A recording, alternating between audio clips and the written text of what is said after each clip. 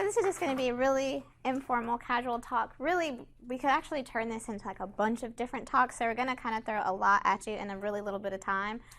So if at any point you have questions or, like I said, it's super informal, a lot of discussion. So we'll go ahead and get started without further ado. So with this being active learning, obviously there's going to be some things that we'll use throughout this talk, and one of them is a really cool free software that you can actually use in your classes. It's called polleverywhere.com. So if you're on a laptop right now, you can actually go to polleverywhere.com, and you can polleverywhere.com/BeccaMartin695. Or if you have a cell phone, you're actually able to use your cell phone sort of as like a clicker, and you can text Becca Martin 695 to 22333. So I'll give you guys just a minute to sort of do that really quickly before we move on. Also, at the same time, if you, I think we're pretty good. We're going to do a small group activity. So when we do that, you could turn around and kind of group together.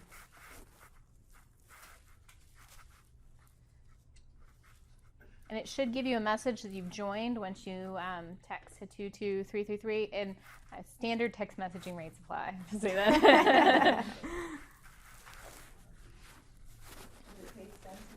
No. No. And if you don't have free text, you can use your laptop, or you don't actually have to do it to participate. This is just so you can see what the benefits of the application have, especially if you don't have clickers in your classroom where you're teaching. Okay. So the first thing that we're going to ask you is, what is active learning? So responding either through your cell phone or on your computer, you can throw out as many responses as you want, and just what is active learning to you all? When you actually use this software in class, you really have to be careful because, like I said, it doesn't filter what people say. So anything that your students toss out, it's going to show up on the screen. So that is one hazard of using Poll Everywhere in this sense. So if anybody wants to go ahead and throw a response up there, like I said, it's anonymous. So we just kind of want to get an idea of what is active learning to you all. So as you can see, this is a way that students can give you automatic feedback in your class, and you can actually change the way that this appears. So yes, active learning is a variety of all these things. It's engagement, it's students, it's interactive, it's participation. So what we really hope today to provide to you all is just an idea of different ways that you can really get your students engaged in your class, different sort of active learning activities that you can incorporate into your class, and just to sort of have discussion about any fears that you may have about how you can incorporate it into your class. So when we refer to active learning, what we're actually talking about is really shifting the responsibility from the instructor sort of always being this expert. Like, we stand at the front of the classroom, we're supposed to know everything, and we're not supposed to have wrong answers. But really, we have to sort of shift that responsibility to, we just really facilitate learning. So the responsibility for learning, we have to sort of give our students or the learners a stake in that process. And that's what active learning really does. So particularly in my field, or in the STEM fields, I'm a scientist. We always say that we're training them to think like independent scientists, or we want to push them to a place where they're independent scientists. But in our traditional lecture classes, we really don't prepare them for that. When we look at this as a scaffold of learning, what we really may be doing at most is engaging them some of the time. So we'll do a lecture, we might throw a funny video in there or animation. You might give a homework assignment or a study guide, but that really only scratches the surface of those type of critical thinking skills that they're going to need in order to get to this independent scientist sort of ideal that we aspire for them to have. And so through active learning, you're really able to carry them up this scaffold through different types of activities. That's like, this is how you learn to think critically. This is how you engage yourself in these processes, to a point where at the end, we hope that they have the expertise to go on and to synthesize these new ideas that are going to be necessary to quote unquote change the world. So there's a lot of evidence out there that active learning works. And a really good way to show your students, as well as me, I'm going to show you, is to have them kind of look at the data. So in this figure here, the black bars are from a biology class that's taught in an active learning, a heavy active learning format. And then the light gray bars are the previous year, which is taught in a very lecture-based format. And the cues at the bottom are questions on a pre- and post-assessment. And the y-axis is the change in score from the beginning of the class to the end of the class. So I'd like you to talk with your group about what you think this figure means. And in about 2 to 3 minutes, we're going to come back together and discuss it. You say the mean change in score from the pre-test to the post-test. So we presume it's increased now. Yes, it's a percent increase, yes. So does anyone want to volunteer to explain it?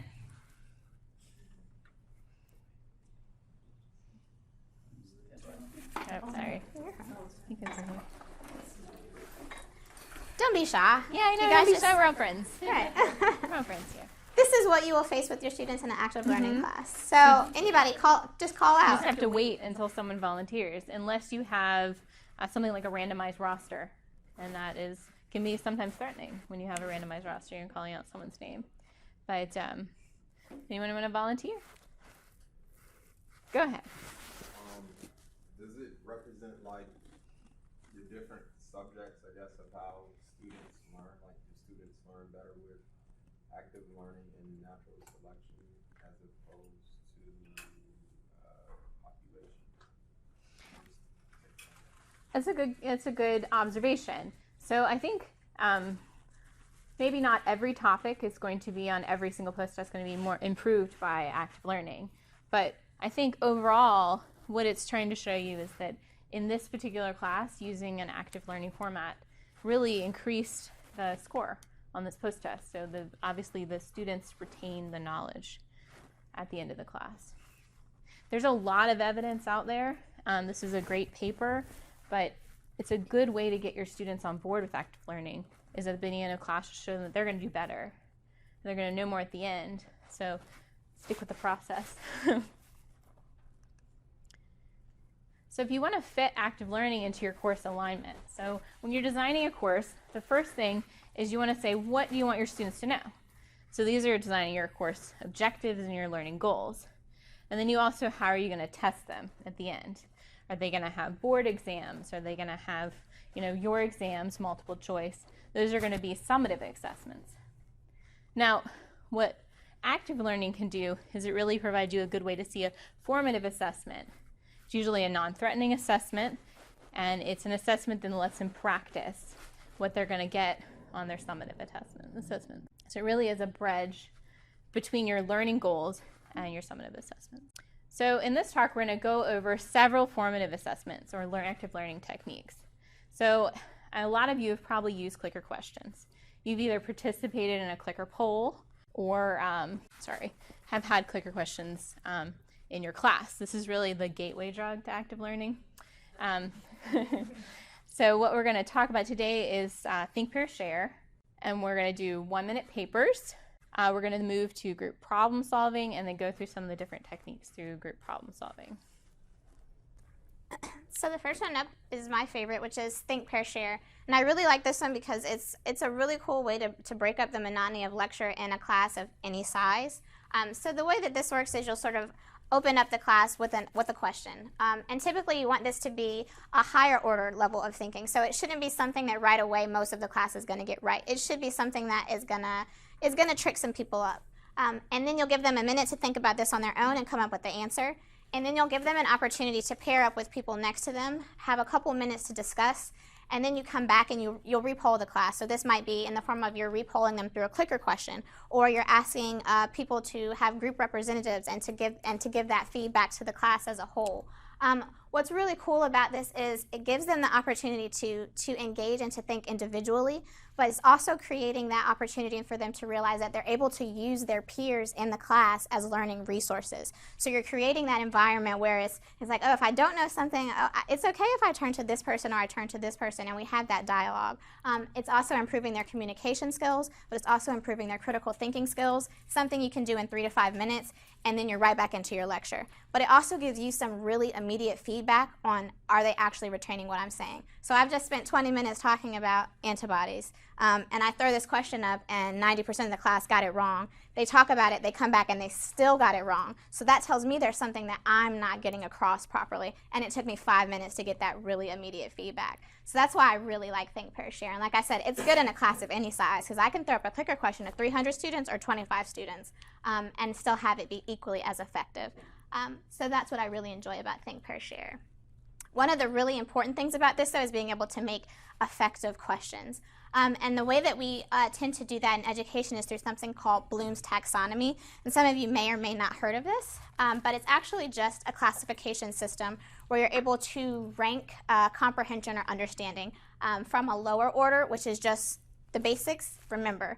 So that's what you get a lot of in a traditional lecture style. So you give them information, they regurgitate it on a test, and that's really lower order thinking. But with an active learning class, you're actually trying to push them towards being able to get to the top of this pyramid or to the higher order, which is the highest is to create. So can you give them a data set, and can they come up with completely new ideas, which is what we were supposed to do in STEM fields based off of what people have already laid down before us. And so using Bloom's taxonomy, you're actually really able to look at your exams and establish, am I really properly testing them on what I think that I'm testing them on? There was a paper that recently came out, and it had, I think it was 2,500 professors in STEM fields actually bloom their exam, which is where you take your exam and you go question by question and you say, where does this fall on these orders of thought? And they found that actually about only 25% of their exam questions were higher order thinking. But they were saying in their learning goals that they were promoting these independent critical thinkers. But actually you haven't prepared them for that at all. So what we're going to do now, in your groups you have Post-it notes on the table. And I know we're all from different disciplines, but if you'll each as individuals right now just take 2 Post-it notes and write one what you would consider a lower order question and one what you would consider a higher order question, just particular for your discipline. You're not going to have to answer these, but it's just to get us thinking about how we develop these sorts of questions. And so we'll take about 2 or 3 minutes to do that. Here's some Post-it notes for you.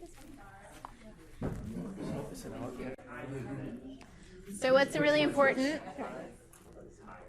is when you're distinguishing, I'm going to look at what criteria you're using to distinguish them.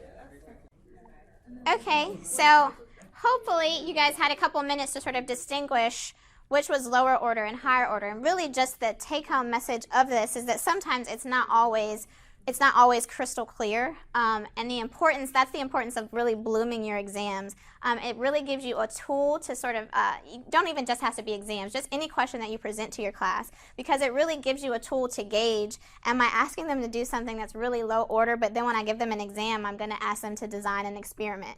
But I've not asked them anything in class that has prepared them to be able to design an experiment. So this is a really important tool that I would urge you to definitely use, especially if you're trying to transition into active learning.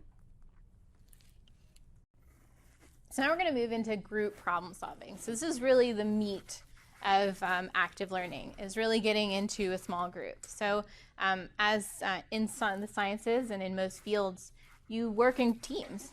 And whether it's in academics or industry or what field you're in, you're going to discuss things, you're going to get feedback on them, and you're going to get help from your peers in your job. So we want to kind of move learning to that as well.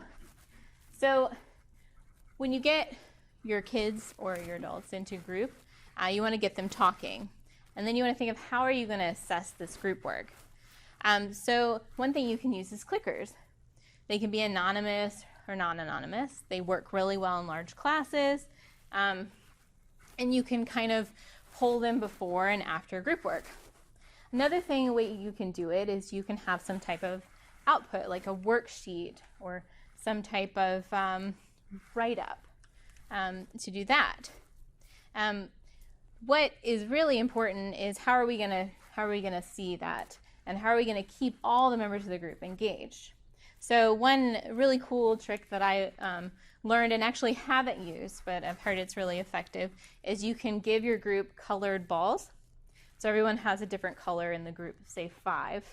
And then what you can do is say, okay, well this question, yellow is going to answer. And so that keeps everybody in your group accountable for the information. So then you're making sure that everyone in your group is really learning the information, because you know that this kid that's not paying attention may be the one that's answering and getting the grade for your group. Another way this works is it really gives them great practice for the exam questions. And it lets them practice the information and how to answer them in kind of a safe environment where they're going to get feedback from other members of the group and they can recover if they're feeling lost. So one way to do this output is what's called strip sequences. So strip sequences are you're given a jumbled process to your students, and then you ask them to put it in order.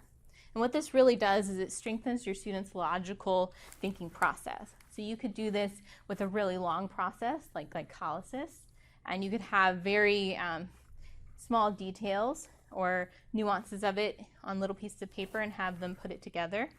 Or you can do it in a clicker-based question, like put these steps in order. And what you could do is have this. Go ahead. I've done it with index cards. Okay. So that they can kind of put it all out, and then they can kind of put them in order, and then they can shuffle it back up. Right. Mm-hmm. And the really good thing about that is because sometimes there's different types of learners, right? So having something like she said with the index card, so you're not only reaching out to people that are visual learners, but some people are really hands-on. They need to be able to touch and to move something around and to put something in order. So that's another really good way to do that. You can also see it as it's in order here. Now, something like this, you could poll them in the beginning, then have them get into a group and re-poll them.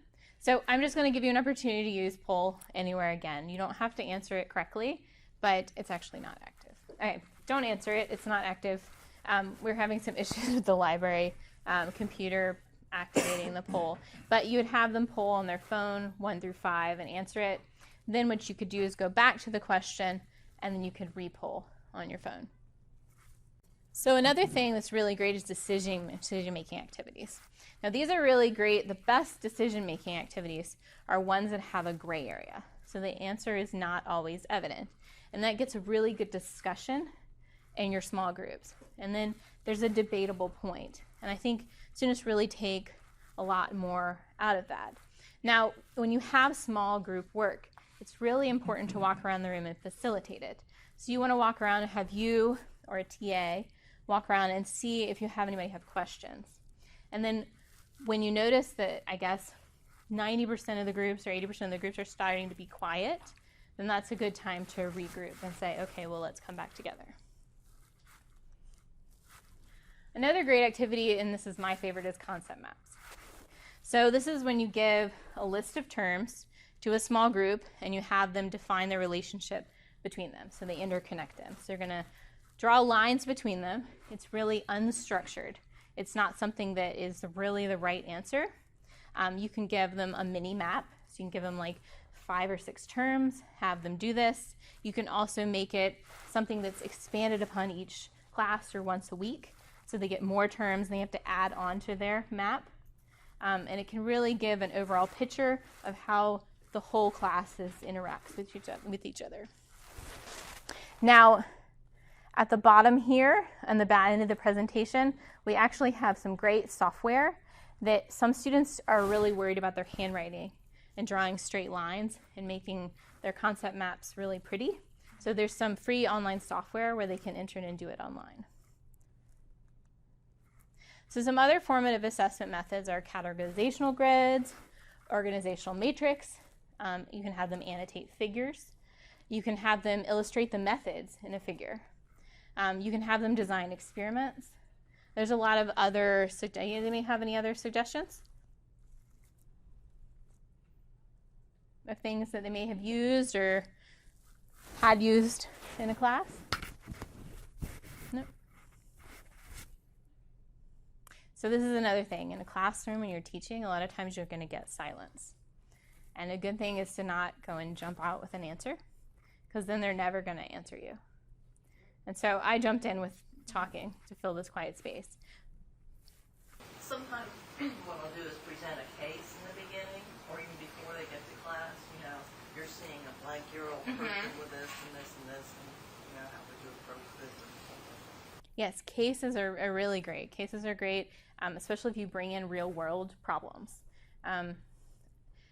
Say, you know, Ebola was in the news. If you brought in something relating to Ebola or a headline, that can really bring your students' attention to what's going on right now. Or vaccine controversy, things like that are really great.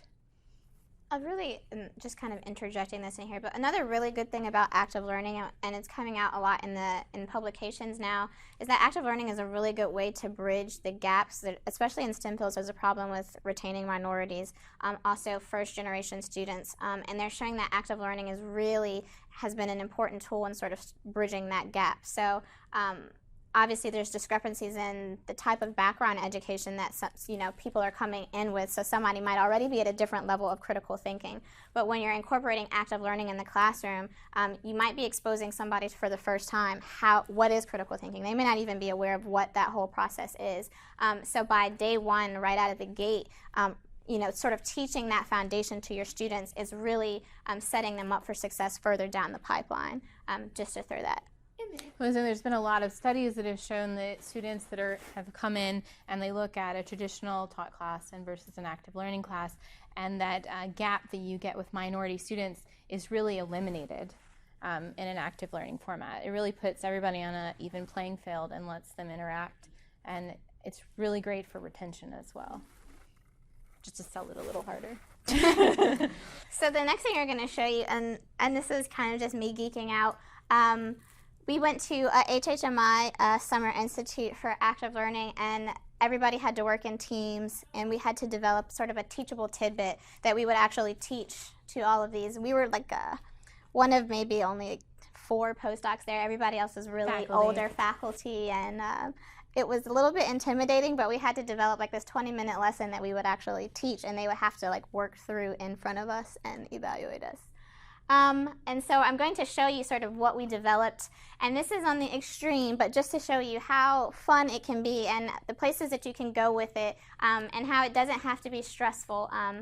So this was actually developed, mine was called Antibody Wars. So we actually developed this class as we would be teaching undergraduates that were in a biology, biochemistry, interdisciplinary class. And we had been talking with them about antibodies and antigens. And so this was sort of our teachable tidbit. So we started the class by saying, this could have been a clicker question, which in our teachable tidbit it was, but you can always open class with something like this. It could have been a think, pair, share. So I could have said, okay, look at 1, 2, and 3. Remember last week we talked about these types of bonds. Write down what you think these are, take a couple minutes and talk to your partner, and then we just come back and call them out. And that's just a way to get them engaged right out of the gate. So they're already thinking about what they retained from last week, and it's leading them into what we're going to go into in today's lecture. So that was kind of how we started that. And then we also gave them a really simple, funny clicker question that revolved around my Antibody Wars, Star Wars theme with the TIE Fighter. So we're saying which antigen would bind the antibody to Titus. So obviously this is an example of giving them a lower order level thinking question. So they should be able to say structure, is going to determine that specificity there. So then we next wanted to take that, since we're saying this is a biology, biochemistry class, can we take it a step further into higher order level thinking? So here we're giving them a similar thing, but we're also incorporating charge. So do they understand that it's not just the structure, but it's also the charge that's going to dictate how that antigen and antibody bound? Mind you, this was all science, people, so don't get too bogged down with the jargon, but just understand that this was gradually taking them through the lesson to getting to a higher order level of thinking. And so the next thing we did was give them actually in-group work, and this was presented to them on a worksheet, Pregnancy in the Galactic Republic. So it says, with Jedis on the verge of extinction, the Galactic Republic issued a decree promoting the increase in family size in hopes of finding children with whom the force is strong. 3 women with suspicions of pregnancy came into the doctor to provide urine samples for testing. So this not only was bridging them into another step further of higher order levels of thinking, but this was also giving them real life applications of antibody-antigen binding, because this is actually how pregnancy tests work. So we give them a little bit of background on HCG levels and schematics. And then this was the scenario. So Princess Leia came in. She gave her sample at 8 weeks. That was what her result looked like. Amidala at 2 weeks. And then we also had Aura. And we even threw a little wrench in there for them that her sample was next to an activated lightsaber. So it was 450 degrees. So the idea here was that we were actually disrupting those bonds. But that was something that they were going to have to think about, given that we had talked about the biochemistry of it, without getting too much into the science. And then we would come back and say, oh, was she pregnant? Was she not pregnant? This was inconclusive due to that she gave the pregnancy test way too early. And then we talked about the disruption. There's actually a little audio there of Obi-Wan Kenobi saying, I sense a great disturbance in the Force. And so then at the end, after we've worked through this worksheet, we come back at the very end of the lesson, and we asked if Amidala had given a sample at 14 weeks, would her result have been different instead of giving it at 2 weeks? And here you're actually looking at, are they able to take what they know? Are they also then able to extrapolate data from a graph? Because here they're just looking at, okay, at 14 weeks, her HCG levels would have been high, so yes, we would have known that she was pregnant. So this is just, and then we wrapped up with this. The force will be with you always, because the electrostatic force is with us always. So this is, like I said, this is a really far extreme. I love to theme my classes. My students get a kick out of it. I even let them give me ideas, but it really gets them engaged, because it's like, hey, I've done Star Wars, I've done Harry Potter, I'm a science fiction buff. So it's just a really fun way to show active learning doesn't have to be like this really overwhelming, stuffy thing. Do you do a lot of music? I try. I just find auditory things very distracting. I would learn. Yeah. I think that way. Yeah, and I mean, there's no one size fits all, right? So somebody could say, oh, but I don't know Star Wars, so that's distracting to me. But really the idea is that every lesson doesn't have to be like this, and every lesson is not like this. But when they come into a class and we say, hey, we've just spent 6 weeks learning about this, now we're going to do something really fun with it, it really gets them excited and it keeps them engaged. And I show you this lesson just to show you how within, this was just, like I said, a 20-minute teachable tidbit, how we could go from a lower order of thinking where we're just asking them, can you match this shape to this shape, to all of a sudden we're asking them, you have these 3 pregnant women coming in, how do you evaluate this situation? And that's really what you want to be doing when you're using active learning, is taking them through this progression of higher order thinking so that by the time the exams roll around, they're prepared for that. But also when we kick them out of our classes and hopefully they've passed, that we have prepared them to be these independent thinkers that we claim to be generating. All right, so if you want to incorporate active learning to your class, so say you've never had active learning, you can do it really gradually. You don't have to jump into these classes that are completely flipped. They're all activities, and then all of the reading and stuff is outside the classroom. One easy way to do it is to break it up in 10-minute increments. You have 10 minutes, then you have a 3 to 5 minute activity, you have another 10 minutes, and a 3 to 5 minute activity, etc. This can really keep your students from, one, falling asleep, keeps them engaged, keeps them learning, and keeps them on their feet. And what's really great at the end, and this is my favorite thing to do in class, is to do a 5-minute reflection activity. And this helps me as well as helps my students. So at the end of the class, I use something called 1-minute papers. So 1-minute papers doesn't have to be used in this context. What you can do is pose a question and have every student write a 1-minute paper. Or at the end of class, you can have them write a 1-minute paper on this. What was the most important point in the class? What was the muddiest point for you? And what questions do you still have? Now, if you have 300 people in your class, this can be overwhelming. So what you do is you don't read them all. You read about 10%. And by picking randomly about 10% of those papers, what you'll do is get a good picture of what's happening in your class. And then you can come back the next session and really talk about it and address the problems. Because you want to make sure what you're doing is clear. You want to make sure they're getting the messages that you want gotten. So I want you guys to talk in your groups about what fears you have about using more active learning in your classes, and then I'd love to answer questions. So take about 3 minutes. All right. So do you guys want to share? Yeah, you want to share some good questions, or? You ready?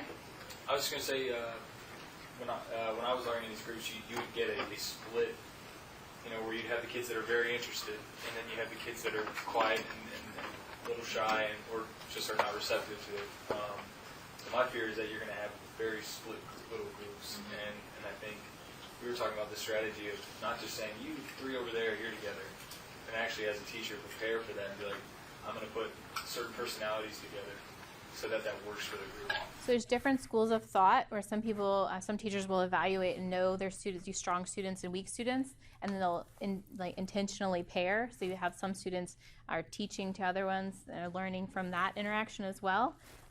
You can also have a random generator. So there's benefits to both. It's kind of hard. You don't want your students to ever think that you're pairing them with higher level students because they're lower level students. So that's something you want to make sure that you avoid. Okay, go ahead. If you don't mind, I'm going to leave, but I got to give you a different perspective because I'm so happy to see so many young people. I've been here actually 24 years, so this is my 25th year at BCU teaching. And the most challenging thing is the switching the mode into an active learning. The students come through the education system all the way from kindergarten as a listener, through college, through graduate school, and most professors, easier for them and cheaper for university to have the passive learning, which is a lecture format. So when you try to switch the class into an active learning, it's an effort. They like it, at the end they like it, but the reality is more effort for them because that means now I have to shut my, my computer. I asked my students one time to shut down their laptop and their iPad and their iPhone, and they got upset in the review because I want to engage them. And they're used to not being engaged. I mean, some of them are on Facebook when, listening to the lecture. So the most challenging part for me is switching this young people from the passive learning through the system that they came through to an active learning. I definitely agree, and I think that is a big challenge. And I think what is really effective is let them look at the data. You may not have a lot of time. So say you're just coming in and it's a team talk class and you have like 2 to 3 lectures. That's what happens, in a lot of grad school or med school classes. So it's hard to take time to do that. But if you're teaching an entire course, it's good to spend time just convincing them they're going to do better and they're going to learn better and they're going to remember more. I know for med students that they will actually remember more from med school when they come out of 4th year, whereas if they are not taught in an active learning format, as the med school is currently using, they lose a lot of it. So they're going to go into 3rd and 4th year and they're not going to remember what's going on when they come out. Another way that you can sort of combat that also to get them to sort of buy in from the beginning is you kind of have to give them a stake in it. So you can say, okay, this is going to be an active learning process, but let them have some say in what that looks like. Do you all like group work? Do you like it better when we do clicker questions? Give them opportunities to say, hey, okay, as an assignment, I want everybody to come up with 2 or 3 clicker questions. And then, they have opportunities to decide what exactly that active learning looks like, and then they're more inclined to buy in it because they feel like they have a personal investment in that process. I think this bridges really well into my next slide, kind of what you're going to face student resistance-wise. So you may face students that are going to blame you. They're going to say that you're boring, they're not getting anything out of these activities. You may get avoidance. You may get students that just won't participate. You may get students that have other students and they're going to come up in a group and they're trying to rally support to stop this. You can have students that are straight up hostile or defensive. This is just the way they are. They don't learn any other way. And then you may get student rebuttal. So I know it works for me. You don't know what works for me. So I was like Bianca said, you have to show them the evidence. You have to show them that it works. You have to show them that students do better on tests, on whatever outcome they want at the end of this. You have to get them involved, which is you got to give them a stake. And then you got to get feedback. You need feedback from them, and you have to respond to them. You have to know that you have to let them know you're listening, that you're listening to what they think, and that you're not just barreling over it and continuing. So any other questions? Or any other fears? So this is where kind of really just going to open it up to discussion. I think at the HHMI Institute we went to, a lot of the more senior faculty were really like, but there's so much content that in a class that I have to cover. And they were really stuck on, look, I need to get through 10 chapters of this textbook, and there's no way that I'm going to get through it, and doing all these activities is like wasting my time. And realistically, there's no way that you're going to have to sacrifice some content in order to be able to do these activities and to be able to engage. But in my opinion, if the end result is that you have students that are actually retaining and comprehending the material and actually developing critical thinking skills, I think it's worth sacrificing some of the content that you try to barrel through in a semester. You're also going to have to move some of the learning outside of the classroom. So one great thing is assigning readings. Now, it's difficult because you're going to have students that aren't going to want to do your readings, and they're going to come to class and have not read. And it's going to be it's going to be very tempting for you to just do a recap. And then if you do a recap of that reading, what's going to happen is then they're never going to read. They're always going to depend on your recap. Yeah. So you have to make it valuable for them to read by having some type of, I guess, you're basically paying them with a grade. They need some type of incentive to read. And don't give them that little lifeline or they're never going to do it.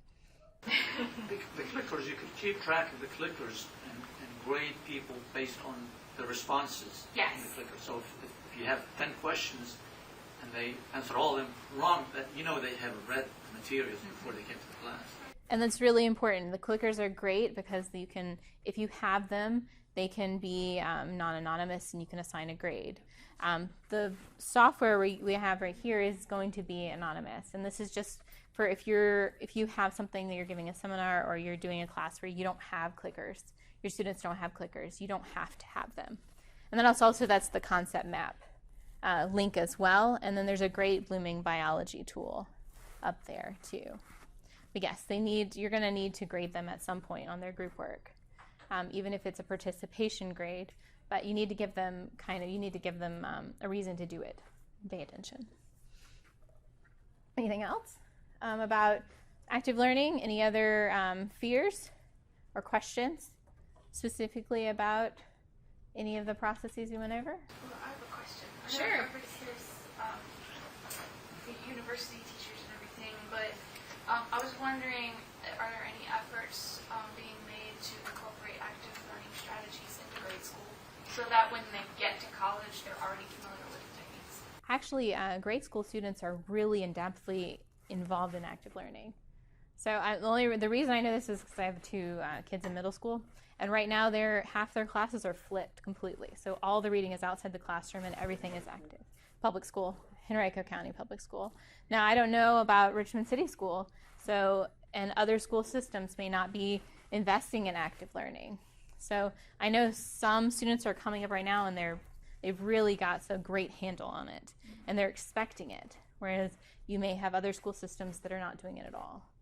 So you really have to kind of I know even the playing field. in the high schools as well, they're also really promoting, particularly in the sciences, sort of these interdisciplinary classes. So it's actually where they're having the colleges. Virginia Tech, that's where I did my graduate studies at. We actually send sort of these cases, and they'll get where they run gels and all of these things back to the classes. So it's actually they're getting away from lecturing, and everything is turning into sort of these hands-on. They're calling them biomedical classes now. So you're getting biology, you're getting chemistry, but it's all in this hands-on, really active learning.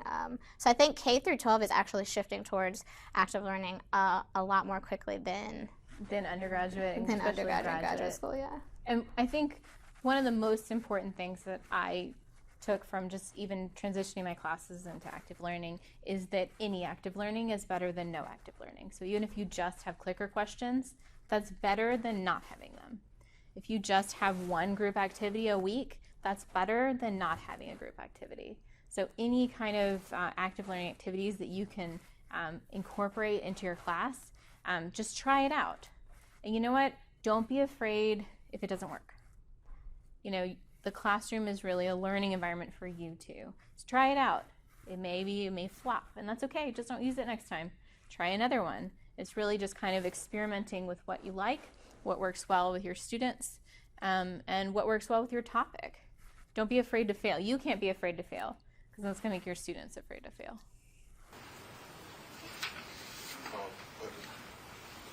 Okay. Are there any techniques, like, would you recommend doing, like, say we're doing a one-day event, like doing a large group discussion at the end, or like kind of splitting them up into smaller groups? Well, you could really do both. Give them an opportunity to discuss it in small groups, because then they're more inclined to have a really intimate conversation. But then open it up and say, hey, now that they feel comfortable in these small groups and they've already shared, they're more likely to express that in a larger setting, as opposed to if you just want to call them out in a big group. Nobody wants to be that first person to sort of break the ice. But if they've already had time to break it down and digest it and discuss it, they're like, okay, whatever, this is cool. If I ask a question in a small group, I may feel less judged about that question. And then if the people in my group respond well to it, then I may have the courage to say it in a large group setting or talk about it and make that point in a large group setting, whereas I may never have mentioned it if it was just all a large group. It's always better small groups and then bring it back to. Yeah, I was just going to piggyback on that with, as far as using a strategy for a small group to large group, there's this idea of a back channel, which I don't know if many of you want to use, but using things like Twitter or today'smeet.com or even pull everywhere, where the small groups might pose a question to this screen, to the Twitter tool, and then after the small groups talk, you can bring those questions back for the larger group to kind of deconstruct. That's a good way to anonymize that word. Make it anonymous, so that they put questions come up, but then if you're reading off a question, someone's not going to be like, oh my gosh, I may not want to set that. Yeah, that's another thing on Pull Everywhere you can do that's really great. I was just going to say, we have part of the event with Jazz, and we were also thinking about doing it as like a competition as well, because we have Richmond City Schools and Henrico County Schools, and we would like to make it. How do you guys feel about having a competitive aspect to problem solving? And do you think that's No, that's makes always a good everyone thing. together? Yeah, right. That's Yeah. Make sure it makes everyone together. I think it can be competitive. You never want to. You want to make it safe, though. A safe learning environment is really important. Fun competition. Yeah, so make it a fun competition. Nothing negative. Make sure it's all very positive. So branching off of that, like say for example, one of the concepts we're teaching is like mean, median, and mode. And a kid, which like you have a kid who's already doing like pre-algebra by the time they're in 7th grade, but you got a kid who barely understands how to multiply, divide, and all that. Like how do you get the whole group involved? Just using like say we're teaching the concept of here's an average. If you jump an average of you have 3 jumps, 25 inches, 28 inches, and 27. What is the average jump? And there's a kid who's going to be like do it off the top of his head, his or her head. It's like, oh, that was really easy, but won't answer. Then you've got a kid who's just doesn't get it at all. So you're never gonna take the first person to answer, because that first person to answer is gonna be like, I know every question, I know everyone. And same thing in all levels of learning is you're gonna have front rowers. You're gonna have people that are gonna be really engaged and that's really great for that 10%. They're gonna learn great, but they're gonna learn great no matter what format they're in. And so what you really want to do is you want to engage the other 90% of your group or class. And so you want to wait a little bit, give some time for other people to respond. Also, if you make it anonymous, make something anonymous, response anonymous, you're most likely going to get somebody that wouldn't respond or wouldn't raise their hand. And also in that group with your student, that the one that raises their hand a lot, sometimes you're really able to use them to your advantage, because you can almost use them as like a student teacher. So you say, okay, well, yeah, you got the right answer, but this person in your group doesn't have the right answer. So can you take this moment and can you show your group how you got to this answer? So then you also have other students within your class that are able to help facilitate what it is that you're also trying to get across. So you can really use them to your advantage. Put them in a small group, let them discuss. Is there any data that demonstrates with the clicker technology versus like traditional answering? Is there like time response times that have been evaluated? Like is it taking that much more time out of the classroom when you use this type of technology? Or is it actually giving you more time because you have essentially a set amount of time where everybody gets to respond instead of waiting for these responses to be volunteered? So I know there's data out there. I can't quote it to you, but some advice I have for that is you need to train your students. If you're going to have a class, you need to retrain them the time you're going to have. You're going to say, okay, you have this much group time, and when I walk to this area of the class, we're going to stop talking. So you're going to walk around, and then you're going to walk here, and then everyone should start being, so you don't have to go like, oh my gosh, be quiet. And it can kind of get things so it's an ordered thing, so you're not wasting time trying to bring the class back together or getting the poll done. That sort of seems to be what takes the most time with really clicker questions and discussion is everybody starts talking, and then sometimes a conversation ends up being completely off topic, and then you have to spend 10 minutes to sort of quiet 300 people back down and to get control of the classroom. But if you, like she said, sort of from day one, you kind of have to set those expectations that, okay, we're going to take 5 minutes. By the time I'm over here, like, the class is quiet. And you're going to seem like you're almost being mean and rigid, but once they really buy into that, you'll be surprised how much they're like, okay, well, she's over there, so discussion's over, and we're back into it. And I think faculty really kick back a lot, also not just because of that part, but also just thinking of the higher order questions, that takes a little bit of time. And so there's some kickback from them that it's just too much effort. I teach 6 sections. I'm doing research. I'm writing grants. I don't really want to take the time. But I would say once you really get into it, The benefit far outweighs like the extra effort. It's totally worth it. It's a little bit more work to go through and make great questions and try them out. And it's really important because when it comes to your summative assessments, you're going to get better grades, and you're going to have students that come out and actually are happier and with the class. They're going to remember more, and they're going to be able to go to that next level, and they're going to remember the stuff that you taught them. I think we're out of time. I guess just, are there, I mean, do you really need to recreate the wheel? I mean, you've been teaching, you know, the same lecture. Somebody else has taught this. Has somebody else, are there questions out there you can use? Oh, yeah. There are. At the end of the textbook, you know, the textbook chapter, some of those. Right. There are great resources. There are great resources for finding active learning questions. I would just give it a Google, and you can find even if you go on great Google, resources. you can find there's professors who just post their entire lectures because they really want to foster this community of, hey, I've tried this and it worked. If you can use it, or you can readapt it into your class. So yeah, I definitely Google stuff. SlideShare is really great. Sometimes you'll have people that'll have group work in there. HHMI, so the How to Use Medical Institute and National Academies of Sciences, actually publishes all of the teaching tidbits they get from their workshops every year, and people do all different types of disciplines. And they those are a great resource as well. You could just Google those. But they invest a lot of money into adapting different types of classes, and you can totally use them. Yeah, they put out a lot of free tools that you can use. So it's just past 1 o'clock now for those of you who need to leave your surveys up here at this desk, but we do have the room until 1:30, so we can continue the discussion and try to give the space for folks who need to leave. Thank you. And I believe this will be posted, the PowerPoint presentation and our contact information if you have any questions or you want to toss around ideas or anything like that. We'll add our email addresses to this if you want to email me or have any questions or want to work on some of the technology or need help with that. Actually, my email is rksmith@vcu.edu. So that's something, if you guys want to write that down, you can email me. I'd be happy to help anybody. And I'm bakerb2@vcu.edu. Thank you. Thank you.